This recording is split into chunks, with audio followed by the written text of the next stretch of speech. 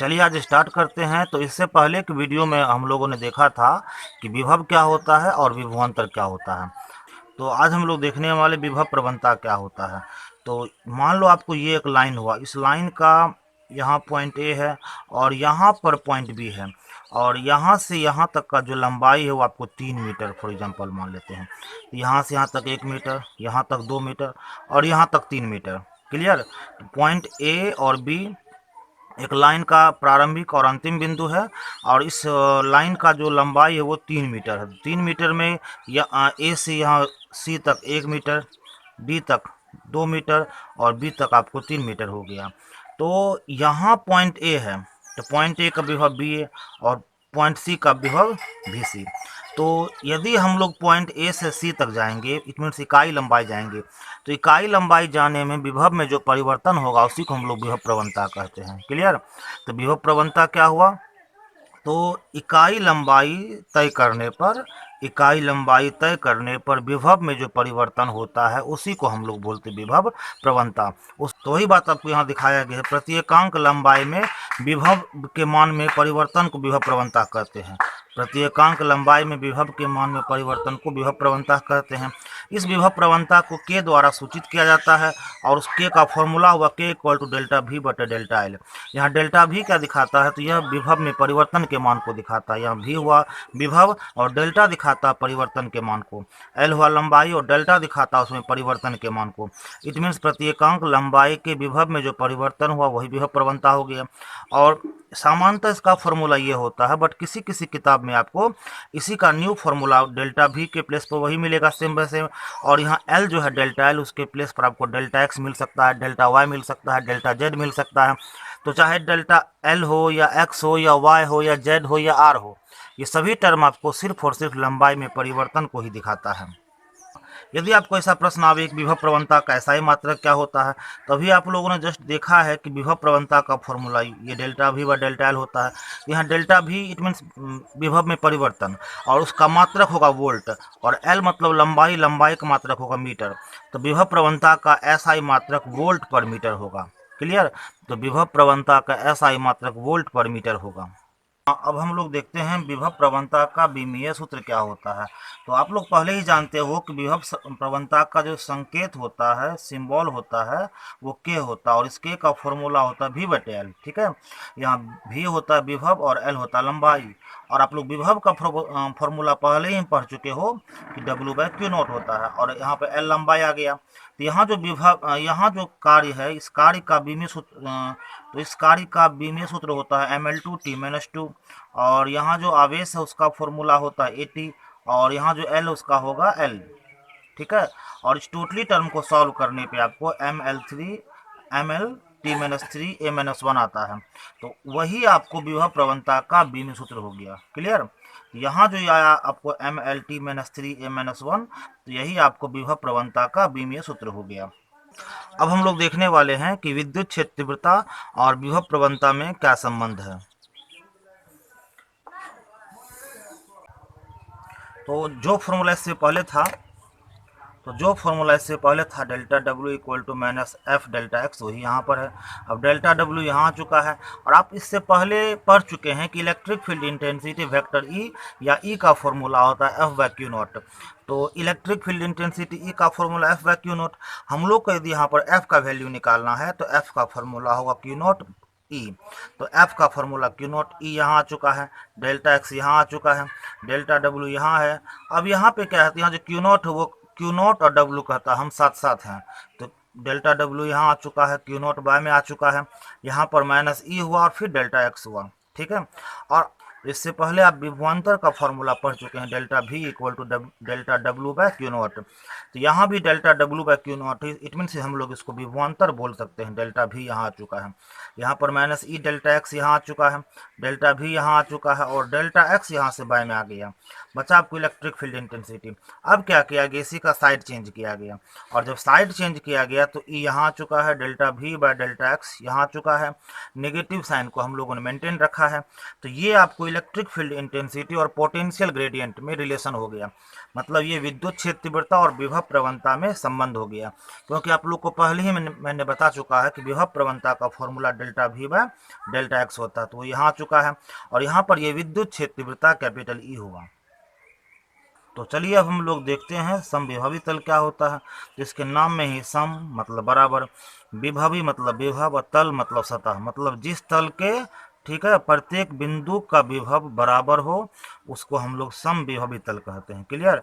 तो जिस तल या सतह के प्रत्येक बिंदु का विभव सम हो, बराबर हो, उसको हम लोग क्या कहते हैं, समविभवी तल कहते हैं। तो यहाँ आपको देखो 3 तल दिखाया गया है, और ये तीनों तल आपस में क्या है, समविभवी तल है। तो ये तीनों तल आपस में क्या है, समविभवी तल है। इसका मतलब हुआ कि यदि इस तल का विभव आपको 10 वोल्ट है तो इस तल के प्रत्येक बिंदु का भी 10 वोल्ट होगा, इस तल के प्रत्येक बिंदु का विभव भी आपको 10 वोल्ट होगा। तो चूंकि तीनों तल के प्रत्येक बिंदु का विभव आपको 10 वोल्ट है या बराबर है, तो इसलिए ये आपस में समविभवी तल कहलाता है। और यहाँ यह कोई ज़रूरी नहीं है कि यहाँ इसका विभव 10 वोल्ट ही हो। मैंने एक एग्जाम्पल के तौर पर माना है कि इसका विभव 10 वोल्ट हो। आप यहाँ 12, 13, 15 जो उचित हो या जो इस विद्युतीय क्षेत्र के अनुसार होगा वो हर एक बिंदु का विभव होगा। ठीक है। इसलिए परिभाषा में लिखा गया, विद्युतीय क्षेत्र में खींचा गया वह पृष्ठ जिस पर प्रत्येक बिंदु का विभव एक समान हो, समविभवी तल या पृष्ठ कहलाता है। ठीक है। और यह भी ध्यान रखें कि समविभवी तल जो है सिर्फ पॉजिटिव आवेश का नहीं होता है, बल्कि वो पॉजिटिव का भी हो सकता है, नेगेटिव का भी हो सकता है, पॉजिटिव नेगेटिव का भी हो सकता है, नेगेटिव पॉजिटिव का भी हो सकता है। इट मीन्स ये हुआ कि समविभवी तल सिर्फ पॉजिटिव चार्ज का हो सकता है, नेगेटिव का हो सकता है। ठीक है। यदि कहीं पर पॉजिटिव, उसके नज़दीक में नेगेटिव चार्ज वहाँ हो सकता है। यदि कहीं नेगेटिव चार्ज है, उसके बगल में पॉजिटिव चार्ज वहाँ हो सकता है। ठीक है। पॉजिटिव पॉजिटिव का हो सकता है, नेगेटिव नेगेटिव का हो सकता है। मतलब आवेश किसी भी टाइप का हो, हर एक टाइप के आवेश का समविभवी तल बनना संभव है। जैसे मैंने आपको यहाँ एक आवेश दिखाया है, यह एक पॉजिटिव आवेश है। तो इसके चारों ओर देखो एक वर्चुअल सतह बन रहा, सरफेस बन रहा है। इस काल्पनिक सतह को हम लोग समविभवी तल बोलते हैं। तो यह आपको पहला समविभवी तल हो गया, ये दूसरा तल हो गया, इसके आगे तीसरा चौथा और भी तल होगा। उसी प्रकार से यहाँ भी आपको एक नेगेटिव आवेश दिया गया है, इस नेगेटिव आवेश के चारों ओर यहाँ आपको एक समविभवी तल है, यहाँ दूसरा तल है, उसके बाहर तीसरा तल होगा। इसी प्रकार से यह लगातार समविभवी तल बनता रहेगा। तो जैसे मैंने आपको यहाँ एक प्लस अलग दिखाया है, माइनस अलग दिखाया है, उसी टाइप से plus plus, plus minus, minus minus या बाकी अन्य आवेश का भी समविभवी तल का निर्माण होगा। ठीक है। और एक चीज और ध्यान रखें कि समविभवी तल में जो होता है, आवेश को एक स्थान से दूसरे स्थान तक ले जाने में किया गया कार्य शून्य होता है। उसे समझने के लिए आपको यहाँ यह समझना है कि विभव क्या है। तो विभव एक गुण है जो आवेश प्रवाह का दिशा निर्धारित करता है। विभव एक गुण है जो आवेश प्रवाह का दिशा निर्धारित करता है। कि जैसे मान लो आपको एक गोला, इस गोला का विभव हो गया 10 वोल्ट, एक दूसरे गोला का विभव हो गया आपको 3 वोल्ट। तो यदि हम लोग दोनों गोला को आपस में जोड़ देंगे तो आवेश जो वह उच्च विभव से निम्न विभव की ओर प्रवाहित होगा। और इस चालक ए और बी के बीच में तब तक आवेश का प्रवाह होगा जब तक दोनों का विभव बराबर ना हो जाए। इट मीन्स यदि पॉइंट ए पर जो गोला उसका विभव होगा वी ए, पॉइंट बी पर के गोला का विभव होगा वी बी, और जब दोनों पॉइंट के गोला का विभव बराबर हो जाएगा तो उस कंडीशन में दोनों चालक के बीच में आवेश का प्रवाह बंद हो जाएगा, और उस समय जो हम लोग को विभव प्राप्त होगा उसी विभव को हम लोग कॉमन पोटेंशियल विभव कहते हैं। क्लियर। ठीक है।